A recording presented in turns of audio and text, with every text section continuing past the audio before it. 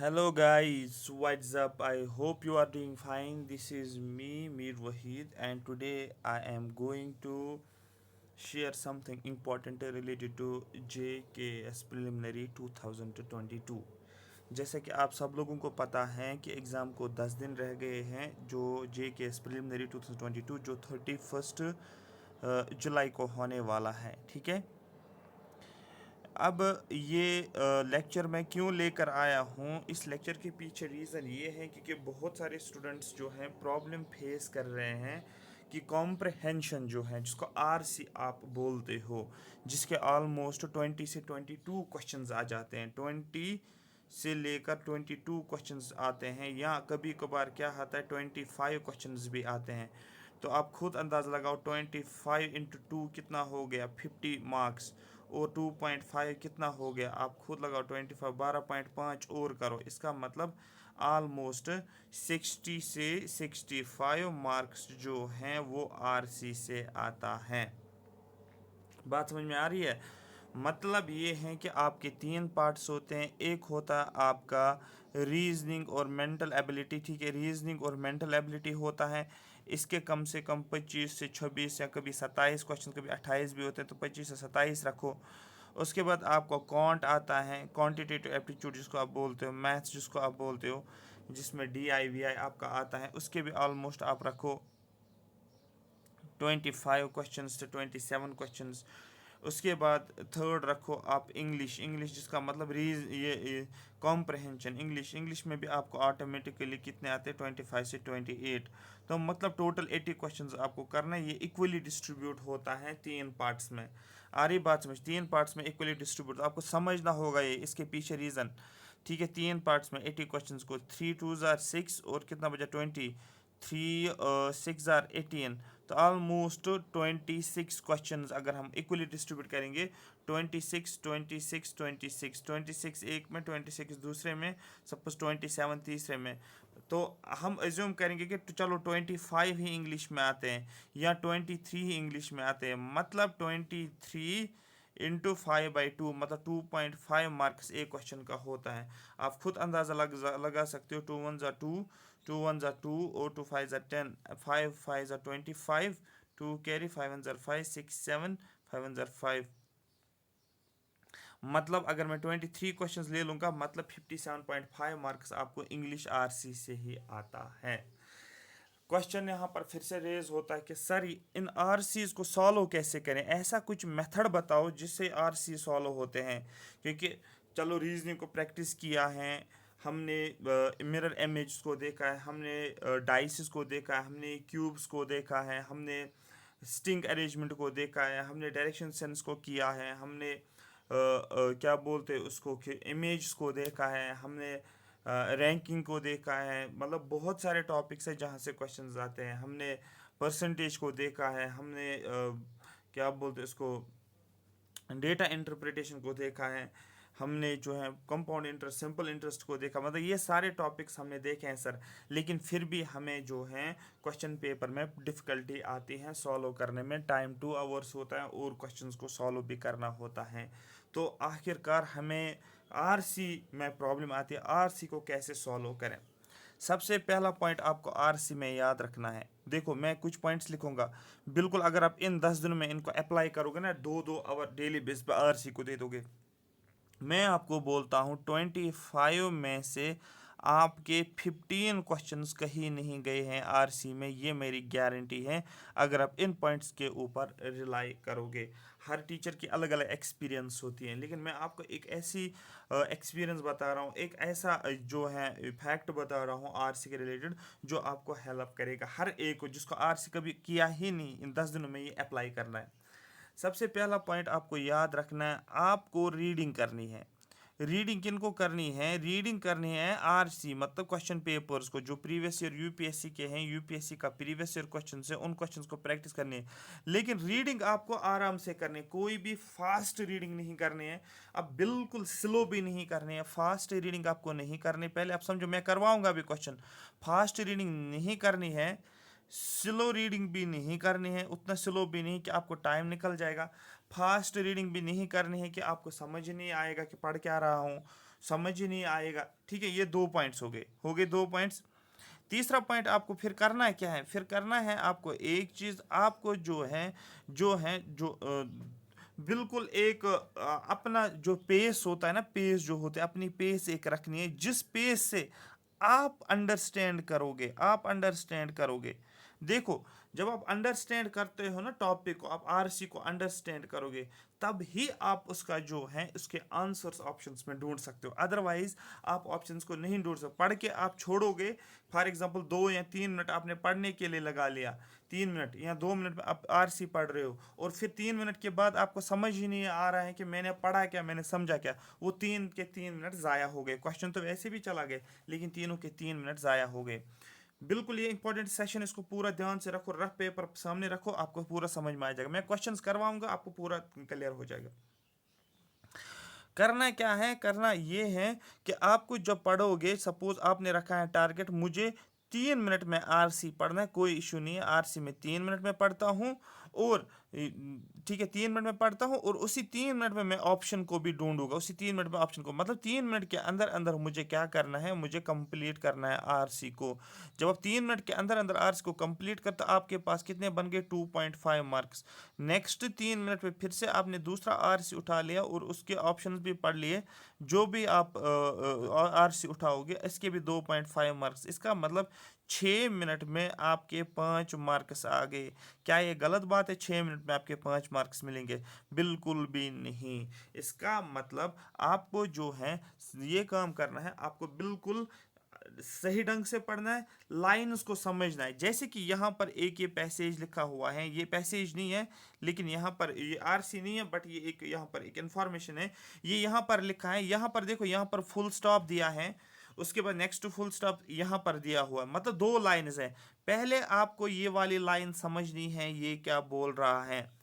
हो गया क्लियर? जो ही लाइन आपने समझे, आप नेक्स्ट लाइन पे जाओगे, नेक्स्ट लाइन आप ये लाइन पढ़ोगे और यहाँ तक समझोगे ये लाइन क्या बोल रहा है। हो गए 2 लाइन, सपोज 5 लाइन्स हैं, 5 लाइन्स पढ़ने आपको।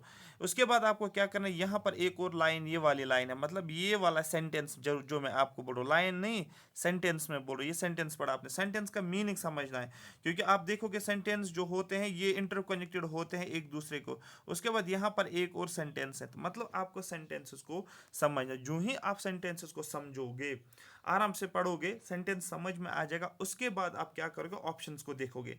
आप बोलोगे सर पहले ऑप्शंस को पढ़ेंगे फिर हम क्वेश्चंस को करेंगे, नहीं, पहले ऑप्शंस को नहीं पढ़ना है, सिर्फ आपको पढ़ना है क्वेश्चन का एंड, ये क्या बोल रहा है, आपको क्या निकालना है।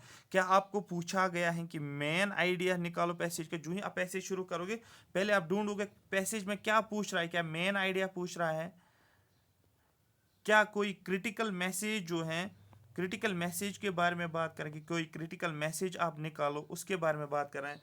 क्या आपको बोल रहे हैं कि एजम्पशंस बताओ, जो आपने पैसेज पढ़ी है आप एजम्पशंस बताओ इसका क्या है। क्या आपको इन्फ्रेंस पूछा गया है, इन्फ्रेंस पूछा गया है ये बताने के लिए। तो दैट मीन्स पैसेज को पढ़ने से पहले आपको क्या करना है, जो कीवर्ड्स हैं कीवर्ड्स पढ़ने हैं। कीवर्ड आपने पढ़ा, जहन में आ गया, ये मुझे बोल रहा है कि आप निकालो मेन आइडिया पैसेज का क्या है। जो ही आपको पता चला कि मेन आइडिया पैसेज ये बोल रहा है कि पैसेज का मेन आइडिया निकालना है, ठीक है, आप फिर पैसेज पढ़ोगे। पैसेज कैसे पढ़ोगे, लाइन टू लाइन। जैसे कि मैं पढ़ रहा हूँ यहाँ पर, यहाँ से यहाँ तक मैं पढ़ूंगा, आपको एक आइडिया मिलेगा। ठीक है, देखो यहाँ पर क्या पढ़ रहा हूँ, दिस इज, कौन सा, आरसी की बात, this is one of the most confusing topic of English section. ये किसकी बात कर रहे हैं, आरसी का, आरसी के बारे में बोल रहे हैं कि आरसी जो है ये मोस्ट कंफ्यूजिंग टॉपिक है इंग्लिश सेक्शन में से। ठीक है, हो गया, ये क्लियर हो गया। मतलब कंफ्यूजिंग टॉपिक कौन है इंग्लिश सेक्शन से, किसकी बात कर रहा है, आरसी की बात कर रहा है। हो गया, मतलब एक सेंटेंस आपने समझा। दूसरा, इन क्रिटिकल रीजनिंग, यहाँ पर आप इसको हाईलाइट करोगे, ये बोल रहे हैं क्रिटिकल रीजनिंग में, ठीक है, मतलब जो CR कॉम्प्रहेंशन जो है, क्रिटिकल रीजनिंग जो है, questions will be given a few statement, questions में कुछ स्टेटमेंट्स दिए जाएंगे, and then you will be asked either to draw a conclusion और इन्फ्रेंस। और फिर आपको जो है आपको कुछ सेंटेंस दिए जाएंगे, स्टेटमेंट्स दिए जाएंगे, और आपको पूछा जाएगा आप कंक्लूजन या इन्फ्रेंसेस के ड्रॉ करो इन सेंटेंसेस के, इन स्टेटमेंट्स के बेसिस पे। पढ़े आपने दो स्टेटमेंट्स, और tell what assumptions the writer had while writing दो स्टेटमेंट्स। यहाँ पूछा जाएगा आप एजम्पशन बताओ, आप एज्यूम करो कि राइटर ने जो भी स्टेटमेंट्स लिखे हैं उन स्टेटमेंट्स के बेसिस पे आपको एज्यूम करना पड़ेगा। मतलब मैंने समझा है, अच्छा ये बात बोली गई है, पहली बात बोली गई है कि आरसी जो है ये कंफ्यूजिंग से ये है सेक्शन है इंग्लिश का। दूसरा पूछा गया है जो हमारे पास ये क्रिटिकल रीजनिंग है, इसमें कुछ स्टेटमेंट्स पूछे जाते हैं, और स्टेटमेंट्स पूछने के बाद आपको क्या पूछा जाएगा, आपको बताना उन स्टेटमेंट्स के बेस पे कंक्लूजन बताओ या इन्फ्रेंस बताओ उनके उन स्टेटमेंट्स के बेसिस पे। या आपको पूछा जाएगा आप एजम्पशंस बताओ जो भी स्टेटमेंट्स लिखा है। बस आ गया समझ, आपके माइंड में बैठ गया ये वाला चीज़। उसके बाद आप क्या करोगे, उसके बाद आप जाओगे सीधे ऑप्शंस के ऊपर। आपको पहले ही पता था कि ये पूछ रहा है कि आप बताओ मेन आइडिया पैसेज का क्या है, तो मेन आइडिया पहले दिमाग में था, पैसेज भी आपने पढ़े, आप ऑप्शंस को पढ़ोगे। तो ऑप्शंस को जब आप पढ़ोगे आपका जो है ऑप्शन वहां पर निकल जाएगा, जो आप आइडिया लगाओगे कि मेन पैसेज का आइडिया क्या था, या आपको एज्यूम करना होगा, आप एज्यूम भी करोगे, वो मैं आपको क्वेश्चंस में दिखाऊंगा। ये क्लियर हो गया किस तरीके से पढ़ना है। पहले सबसे पहले पढ़ाई, अगर आप तेज तेज पढ़ रहे हो ऐसे, this is one of the most confusing topic in English section in critical reasoning questions. In critical reasoning questions, you will be given a few statements and then you will be asked to either draw a conclusion or inference based on them, or tell what assumptions the writer had while writing those statements। जो ही आप ये पढ़ोगे ना, अगर आप फिर 4 बार भी पढ़ोगे वो वही हो गया कि जो आप अगर एक ही बार आराम से पढ़ोगे, समझने की कोशिश करोगे, वो उसी के बराबर आता है, एज कम्पेयर अगर आप 4 बार तेजी से पढ़ोगे उससे कोई मतलब नहीं रहता है। ठीक है, ओवरऑल आपका क्वेश्चन भी ठीक होना चाहिए। ये हो गया पहला डिस्कशन मैंने किया है कि किस तरीके से आपको एक पैसेज को पढ़नी है, किस पॉइंट को पहले जहन में रखना है। पहले जहन में आपको कीवर्ड का मैंने बताया, या तो आइडिया पूछा जाएगा, या तो एजम्पशन पूछा जाएगा, या तो क्रिटिकल एनालिसिस यानी क्रिटिकल इन्फरेंस पूछा जाएगा। ये सारा कुछ आपको पूछा जाएगा, वो पहले जहन में रखना, उसके बाद क्वेश्चन को सॉल्व करना है।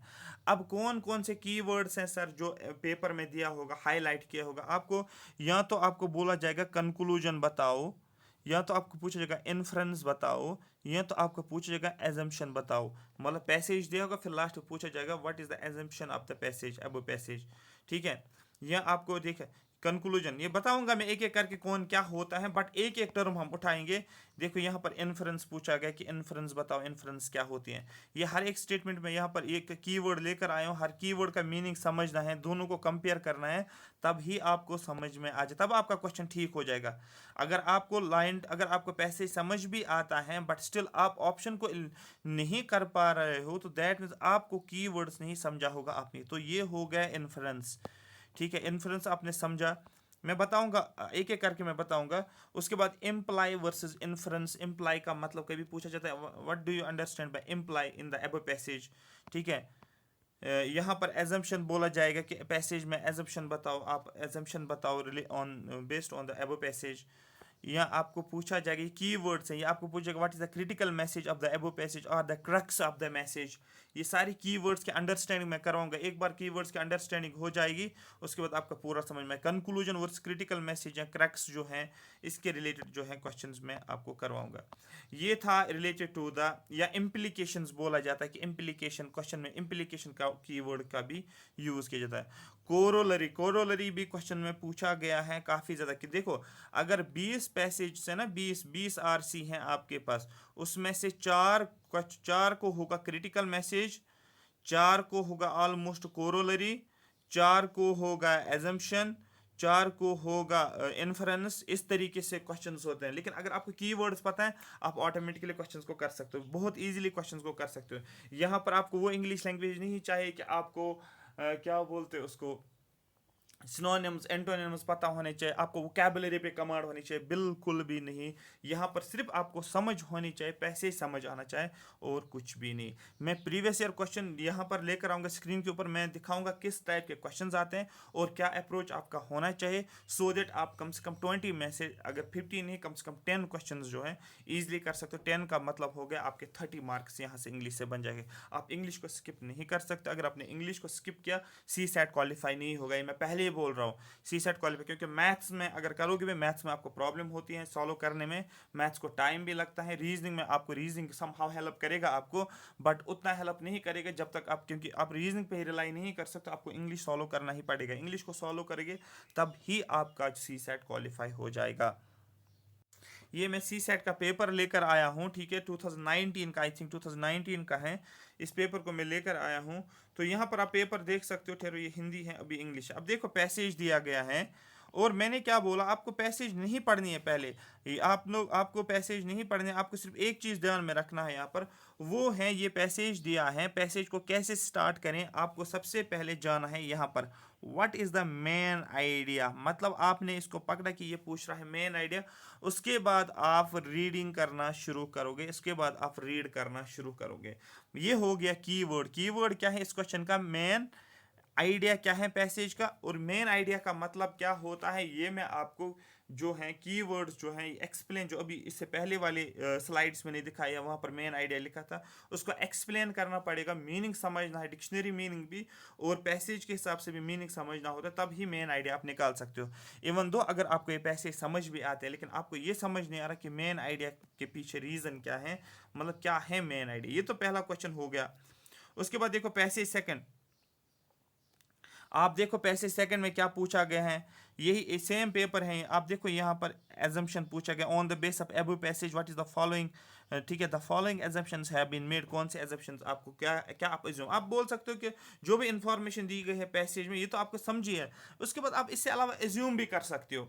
फॉर एग्जाम्पल, ठीक है, तो आप सपोज स्कूल जाना चाहते हो, ठीक है, आप स्कूल गए हो, आपका कल एग्जाम है, सपोज मैं एक एग्जांपल आपको देता हूँ, आपको कल एग्जाम है, ठीक है, आपका एग्जाम है कल, और आप क्या देते हो, एग्जाम देने के लिए जाते हो, ठीक है, लेकिन एग्जाम में आपने एडमिट कार्ड डाउनलोड किया, आप एग्जाम हॉल में जा रहे हो, लेकिन एग्जाम हॉल में आपको लिखने के लिए आपको पेन चाहिए, आपको पेन चाहिए, तो ठीक है, लेकिन आपके पास पेन नहीं है, आप क्या करोगे, आप बोलोगे मैंने एडमिट कार्ड निकाला है, सारा कुछ तैयारी है, आई कार्ड भी उठाया मैंने, लेकिन एग्जाम को लिखने के लिए मेरे पास मुझे पेन भी चाहिए, लेकिन मेरे पास पेन नहीं है जिससे मैं लिखूं। तो आप क्या बोलोगे यहाँ पर, आप एज्यूम क्या करोगे, आप बोलोगे मुझे पेन लेना चाहिए, ठीक है, लेकिन ये नहीं लिखा है पैसेज में कि आपको पेन लेना चाहिए।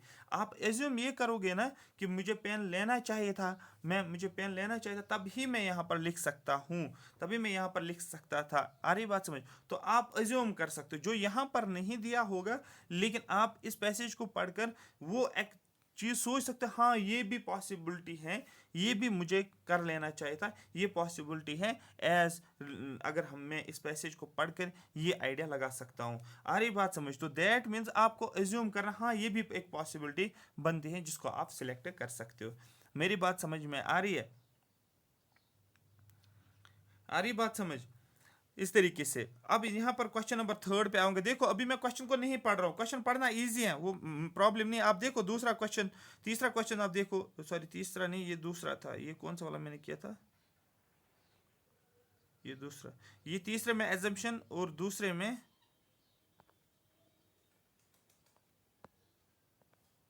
एक सेकेंड,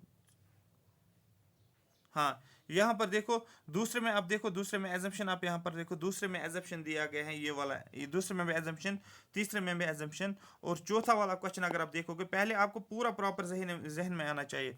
यहाँ पर भी आप देखो, यहाँ पर भी आपको क्वेश्चन नंबर 4 में भी आपको पूछा गया है, on the above passage the following assumptions में हैव बीन मेड, कौन से एजम्पशंस किए गए हैं, ये आपको समझना है।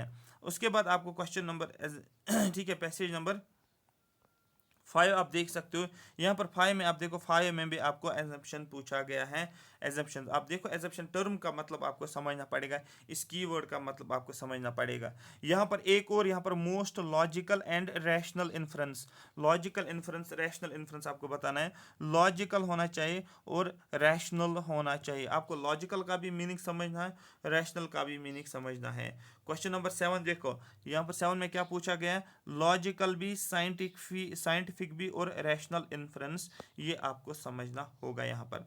इसके अलावा आप देखो यहाँ पर क्वेश्चन नंबर 7 में क्या पूछा गया है, फिर से आपको एजम्पशन पूछा, ये 2019 का क्वेश्चन है, आप खुद देखो, अगर आपका कीवर्ड एजप्शन की क्लियरिटी है, इसका कंफ्यूजन कुछ भी नहीं है आपके माइंड में, आपका पूरा क्लियर है कि हाँ एजप्शन का मीनिंग क्या है। आपने 5 क्वेश्चंस किए हैं, 5 क्वेश्चंस का मतलब आपके पास 12.5 मार्क्स आ गए होंगे।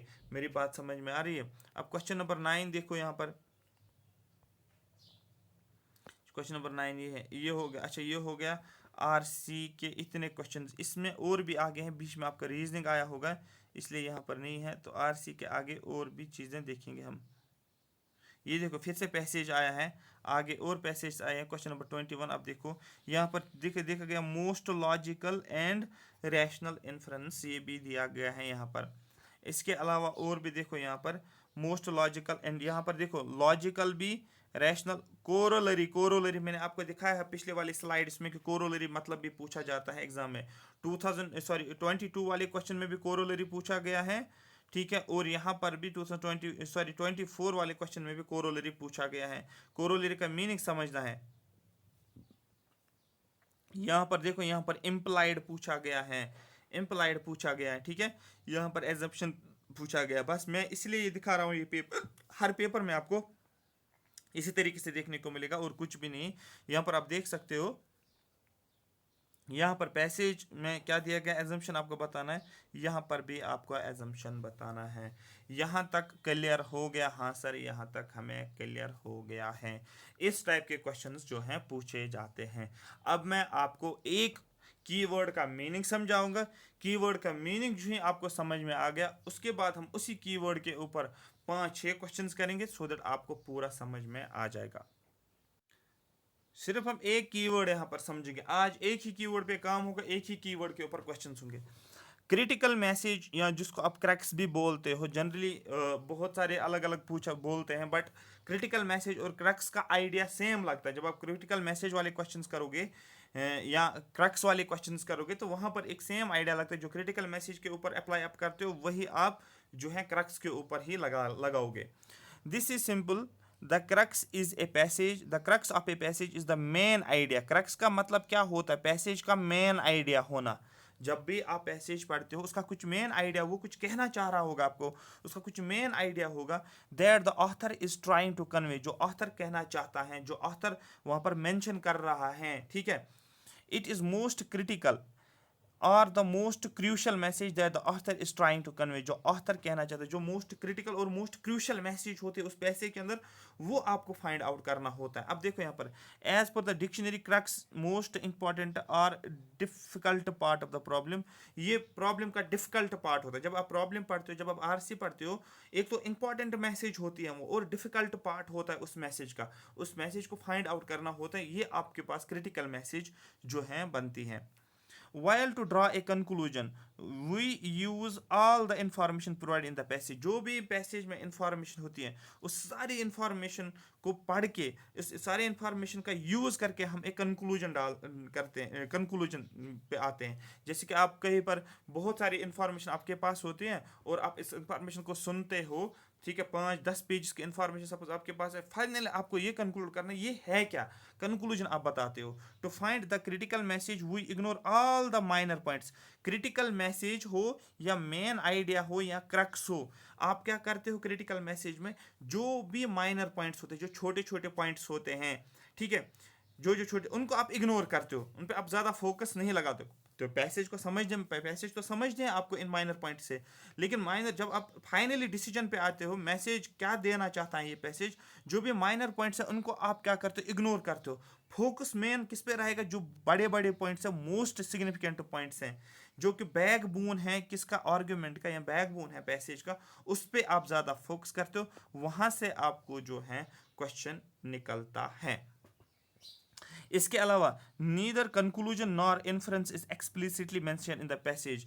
कंक्लूजन हो या इन्फ्रेंस हो, ये डायरेक्टली पैसेज में नहीं दिया होता है एक्सप्लिसिटली। देखो एक होता है इम्प्लिसिट जो हिडन होता है, एक होता है एक्सप्लिसिट जो हिडन नहीं होता है। आ रही बात समझ? मतलब यहाँ पर बोला जाता है कंक्लूजन जो है और इन्फ्रेंस जो है ये एक्सप्लिसिटली मेंशन पैसेज में नहीं होता है कि हाँ ये पैसेज में लिखा है बस यही कंक्लूड आप करो, या ये पैसेज में लिखा है यही इसकी इन्फ्रेंस आ जाएगी, नहीं, ये एक्सप्लिसिटली मेंशन नहीं नहीं होता है। अगर आप पैसेज पढ़ते हो फिर डायरेक्ट लिखा होगा वहाँ पर, ऐसा नहीं होता है। अगर आपको कंक्लूजन या इन्फरेंस निकालने होंगे, we derive both using information provide in the passage, हम क्या करते हैं, इंफॉर्मेशन को पढ़ते हैं पैसेज में, उस इंफॉर्मेशन को समझते हैं, फिर हम एक कंक्लूजन पे फाइनली आते हैं कि हाँ ये हो सकता है। But the critical message of the passage is often explicitly mentioned, लेकिन क्रिटिकल मैसेज मेंशन होता है, पैसेज में ही लिखा होता है, लेकिन कौन सा वो पॉइंट होगा जो आपको पकड़ना है वो मोस्ट इंपॉर्टेंट, वही क्रिटिकल मैसेज का एक क्रिटिकल मैसेज के रिलेटेड होता है। ये एक्सप्लिसिटली मेंशन होता है जब आप पैसेज को पढ़ते हो, लाइन टू लाइन आप पढ़ते हो, तो आपको वो दिखेगा कि हाँ ये इस पे ज़्यादा फोकस कर रहा है, इसका मेजर ये, वो डायरेक्टली या इनडायरेक्टली भी दे सकता है चीज़ों को, लाइन टू लाइन लिंक करके इनडायरेक्टली पूछ सकता है, या डायरेक्टली भी आपके पैसेज में मेंशन होगा। बिल्कुल ये बिल्कुल आसान है ये वाला चीज़, क्रक्स बोलो आप या बोलो आप क्रिटिकल मैसेज। आ रही बात समझ? तो यही हम करेंगे आज, कुछ क्वेश्चंस, 5 क्वेश्चंस इसके हम फोकस करेंगे। ये देखो आपके स्क्रीन के ऊपर पैसेज दिया हुआ है, ये 2021 में पूछा गया है ये वाला पैसेज, और इस पैसेज में आप देखो मैंने हाईलाइट किया हुआ है क्या पूछ रहा है ये पैसेज में। आपको बोलना सर ये क्रिटिकल इन्फ्रेंस पूछा जाता है, क्रिटिकल मैसेज आप बोल सकते हो, क्रिटिकल इन्फ्रेंस आपको पूछा गया है, क्रिटिकल मैसेज आपको पूछा गया है, ये आपको यहाँ पर आइडेंटिफाई करना होगा। मेरी बात समझ में आ रही है? अब हमें पहले पैसे, तो ये आपको पहले जो ही आप क्वेश्चन स्टार्ट करोगे पेपर में, आप पहले अंडरलाइन करोगे इसको, ये हाईलाइट किया होगा वहाँ पर, या अगर हाईलाइट नहीं है पेन से आप हाईलाइट कर सकते हो। आपका क्वेश्चन जो पूछ रहा है वो क्रिटिकल इन्फ्रेंस, सो दैट आपके माइंड में रहेगा, फिर आप क्वेश्चन के ऊपर आ जाओगे। क्वेश्चन आप पढ़ोगे लाइन टू लाइन आप पढ़ोगे, ठीक है, स्टेटमेंट पढ़ोगे, सो दैट आपको समझ में आएगा। क्वेश्चन क्या है? क्वेश्चन है researchers simulated street lights on artificial grassland plots containing pea aphids, sap sucking insects at night। देखो यहाँ पर बात की गई रिसर्चर्स, और यहाँ पर बात की गई स्ट्रीट लाइट्स। रिसर्चर्स ने क्या किया है, simulated street lighting on artificial grassland. एक हमारे पास ग्रासलैंड्स होते हैं, artificial grasslands, in artificial grasslands के ऊपर क्या देखने को मिल रहा है, स्ट्रीट लाइट्स। ये अगर आर्टिफिशियल ग्रासलैंड है और इन आर्टिफिशियल ग्रासलैंड्स के ऊपर स्ट्रीट लाइट्स देखने को मिल रहे हैं, ठीक है, कंटेनिंग पी एफिड्स, और यहाँ पर क्या है, एक स्पीशीज आप बोलोगे पी एफिड्स जो है ये कहाँ पर है, इन आर्टिफिशियल ग्रासलैंड्स के ऊपर। सैप सकिंग इंसेक्ट्स, और यहाँ पर एक तो पी एफिड्स यहाँ पर है, कहाँ पर, इन ग्रासलैंड्स में, और दूसरा सी सकिंग इंसेक्ट्स है, सैप सकिंग, और यहाँ पर इंसेक्ट्स भी है इस आर्टिफिशियल ग्रासलैंड के ऊपर एट नाइट। मतलब रिसर्चर जो है वो यूज कर रहे हैं, आप बोल सकते हो किसका, स्ट्रीट लाइट का आर्टिफिशियल ग्रासलैंड के ऊपर एट नाइट के टाइम पे। ये हो गया स्टेटमेंट, समझ में आ गया? हाँ सर स्टेटमेंट तो समझ में आ गया। ऐसा कुछ पूछ रहा है कि आर्टिफिशियल ग्रासलैंड है और उस आर्टिफिशियल ग्रासलैंड के ऊपर स्ट्रीट लाइट्स की बात की गई है, और स्ट्रीट लाइट्स और इस आर्टिफिशियल ग्रासलैंड में एक तो पी एफिड्स की बात की गई है, कुछ स्पीशीज हैं, और सैप सकिंग इंसेक्ट्स भी पाए जाते हैं, और इस आर्टिफिशियल लाइट को कब यूज किया गया है, नाइट के टाइम पे। These were exposed to different types of light, ठीक है। और ये यहाँ पर जो है सैप सकिंग इंसेक्ट्स की बात करें या पी एफिड्स की बात करें, इनके ऊपर जो है 2 डिफरेंट टाइप्स ऑफ लाइट्स का यूज़ किया गया। एक है white light similar to newer commercial LED lights, एक है वाइट लाइट का यूज़ किया गया जो कि सेम है जैसे एलईडी लाइट्स होते हैं, and an amber light similar to soda lamp light. तो दैट मीन्स यहाँ पर 2 टाइप्स ऑफ लाइट्स की बात की गई है, एक है वाइट लाइट जो कि एलईडी लाइट जैसा है, और दूसरा है अंबर लाइट जो कि सोडियम स्ट्रीट लैंप्स जैसा है। तो यहाँ पर इन 2 लाइट्स की बात की गई है। द लो इंटेंसिटी अंबर, जो लो इंटेंसिटी यहाँ पर लिखा भी है, ये अंबर लाइट जो है ये similar to sodium street light, इस ये लो इंटेंसिटी अंबर लाइट की यहाँ पर बात की गई है। The low intensity amber light has shown to inhibit rather than induce. ये जो है जो लो इंटेंसिटी वाली लाइट जो है, ये लाइट जब पड़ी इसकी वजह से क्या हो गया, ये इनहेबिट कर रहा है, जो भी फीचर्स होते हैं उनको इनहेबिट करना। फॉर एग्जांपल अगर प्लांट है, यहाँ पर ग्रासलैंड है, ग्रासलैंड को क्या करना है, ग्रो करना है, इसकी ग्रोथ होनी चाहिए। लेकिन ये अंबर लाइट जो है, लो इंटेंसिटी वाली लाइट जो है, ये इसको ग्रोथ को इंड्यूस नहीं कर रहा है, बल्कि क्या कर रहा है, इसको इनहेबिट कर रहा है, ग्रोथ को नहीं होने देता है। ये एक एग्जाम्पल आप समझो, ठीक है, ये ग्रोथ को नहीं होने देता, मतलब एज कम, ठीक है, रादर देन इंड्यूसिंग ये क्या कर रहा है, ये इनहेबिट कर रहा है। किसको इनहेबिट कर रहा है, flowering in wild plants of the P family. जो वाइल्ड प्लांट्स है पी फैमिली के, उनमें जो फ्लावर्स निकलते हैं, ये लो लाइट जो है, लो इंटेंसिटी लाइट, ये इन फ्लावरिंग को क्या करता है, इनहेबिट करता है, किसकी, पी फैमिली के फ्लावर्स को। Which is the source of food for P aphids in grassland. जो सोर्स ऑफ फूड हैं किसके, जो पी एफिड्स ग्रासलैंड के ऊपर हैं, उस ग्रासलैंड के लिए फ्लावरिंग का होना ये क्या है, ये सोर्स ऑफ फूड होता है किसमें, पी एफिड्स के लिए। और जब हमने इसमें ये अंबर लो इंटेंसिटी लाइट डाली है, इसकी वजह से क्या हो गया, इसकी वजह से ये फ्लावरिंग इनहेबिट हो गया, फ्लावरिंग नहीं हो पाई। अगर फ्लावरिंग नहीं हो पाएगी तो उसकी वजह से फूड नहीं बनेगा, जब फूड नहीं बनेगा तो आपको खुद पता है, आगे देखते हैं। The number of aphids was also significantly suppressed under the light treatment due to limited amount of food available. Definitely जब यहाँ पर फूड अवेलेबल नहीं है, लिमिटेड अमाउंट ऑफ फूड यहाँ पर है, क्योंकि यहाँ पर जो है, जो ये एफिड्स यहाँ पर पाए जाते हैं, ये भी सिग्निफिकेंटली सप्रेस हो गए हैं। किसकी वजह से, इस light under the light treatment.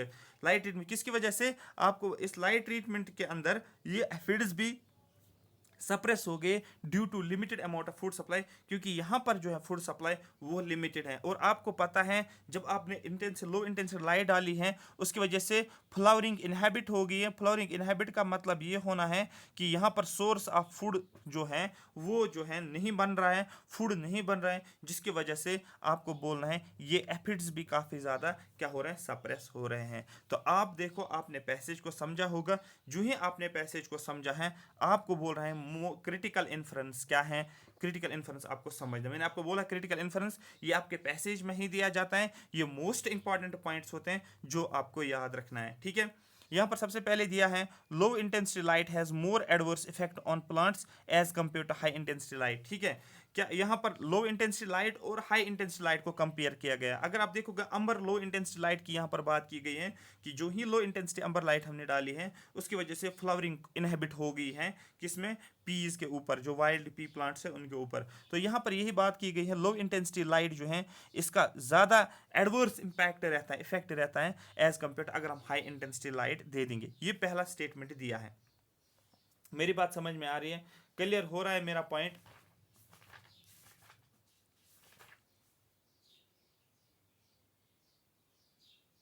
ठीक है, ये हो गया एक। दूसरा, light pollution can have permanent adverse impact on an ecosystem. Light pollution, यहाँ पर कोई लाइट पोल्यूशन बात की गई, ये बिल्कुल एक एक्सट्रीम स्टेटमेंट है। Light pollution can have permanent adverse impact, बिल्कुल ये पैसेज के साथ जो है लिंक नहीं हो रहा है। तो ये आप बिल्कुल जो है, ये मैंने आपको बोला क्योंकि आपको ये आइडिया रखनी, क्रिटिकल मैसेज बोल रहा है, क्रिटिकल इन्फ्रेंस बोलता है, ये आप पहले ही इलिमिनेट करो। इसको समहाउ आप ये रख सकते हो, white light is better for flowering of plants as compare to light of the other colours. क्या यहाँ पर कंपैरिजन किया गया है वाइट लाइट और बाकी कलर्स की लाइट?